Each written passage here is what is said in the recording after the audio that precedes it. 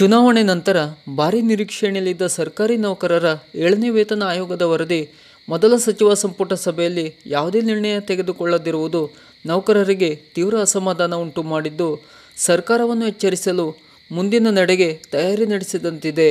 ಅದರಂತೆ ರಾಜ್ಯ ಸರ್ಕಾರಿ ನೌಕರರ ಸಂಘದ ರಾಜ್ಯಾಧ್ಯಕ್ಷರಾದ CS ಷಡಾಕ್ಷರಿ ಮತ್ತು ರಾಜ್ಯ ಸಂಘದ ಪದಾಧಿಕಾರಿಗಳು ಆರ್ಥಿಕ ಇಲಾಖೆಗೆ ಭೇಟಿ ನೀಡಿ ಈ ಬಗ್ಗೆ ಚರ್ಚಿಸಿದ್ದಾರೆ.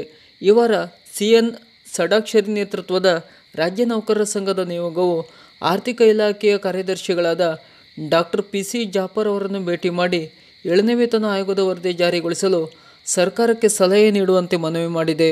ಇದಕ್ಕೆ ಉತ್ತರಿಸಿದ ಆರ್ಥಿಕ ಇಲಾಖೆ ಮುಖ್ಯಮಂತ್ರಿಯವರೊಂದಿಗೆ ಈ ಬಗ್ಗೆ ಸಮಾಲೋಚಿಸಿ ಅಂತಿಮ ತೀರ್ಮಾನವನ್ನು ಶೀಘ್ರದಲ್ಲೇ ತೆಗೆದುಕೊಳ್ಳುವುದಾಗಿ ನೌಕರರ ಸಂಘಕ್ಕೆ ಭರವಸೆ ನೀಡಿದ್ದಾರೆ. ಈ ಹಿಂದೆ ಅಂದರೆ ಮಾರ್ಚ್ 16, 2024ರಂದು ನೌಕರರ ಸಂಘದ ಅಂದಿನ ಅಧ್ಯಕ್ಷರಾದ ಸುಧಾಕರ್ ರಾವ್ ನೇತೃತ್ವದ ಆಯೋಗ ರಾಜ್ಯ 7ನೇ ವೇತನದ ವರದಿಯನ್ನು CM ಸಿದ್ದರಾಮಯ್ಯ ಅವರಿಗೆ ನೀಡಿ ಜಾರಿಗೊಳಿಸುವಂತೆ ಮನವಿ ಮಾಡಿತ್ತು. ಮನವಿ ಸ್ವೀಕರಿಸಿ ಪ್ರತಿಕ್ರಿಯಿಸಿದ CM ವರದಿಯನ್ನು ಆರ್ಥಿಕ ಇಲಾಖೆಗೆ ನೀಡಿ ಪರಿಶೀಲಿಸುವಂತೆ ತಿಳಿಸಿದ್ದರು ಮತ್ತು ನೌಕರರ ಸಂಘದ ಆಯೋಗಕ್ಕೆ ಆರ್ಥಿಕ ಇಲಾಖೆಯ ಪರಿಶೀಲನೆ ನಂತರ 7ನೇ ವೇತನ ವರದಿಯನ್ನು ಜಾರಿಗೊಳಿಸುವುದಾಗಿ ಭರವಸೆ ನೀಡಿದ್ದರು. ಆದರೆ ಭರವಸೆ ನೀಡಿ 2-3 ತಿಂಗಳು ಕಳೆದರೂ CMನಿಂದ ಯಾವುದೇ ಪ್ರತಿಕ್ರಿಯೆ ಬಾರದ ಹಿನ್ನೆಲೆಯಲ್ಲಿ ಆಯೋಗ ಇಂದು ಆರ್ಥಿಕ ಇಲಾಖೆಯನ್ನು ಭೇಟಿ ಮಾಡಿ ಮನವಿ ಸಲ್ಲಿಸಿದೆ.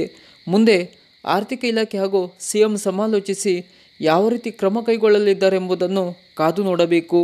ಸರ್ಕಾರದ ಈ ಥರದ ಇನ್ನಷ್ಟು ಮಾಹಿತಿಗಳಿಗಾಗಿ ನಮ್ಮ ಚಾನಲನ್ನು ಸಬ್ಸ್ಕ್ರೈಬ್ ಮಾಡಿ. ನಮಸ್ಕಾರ.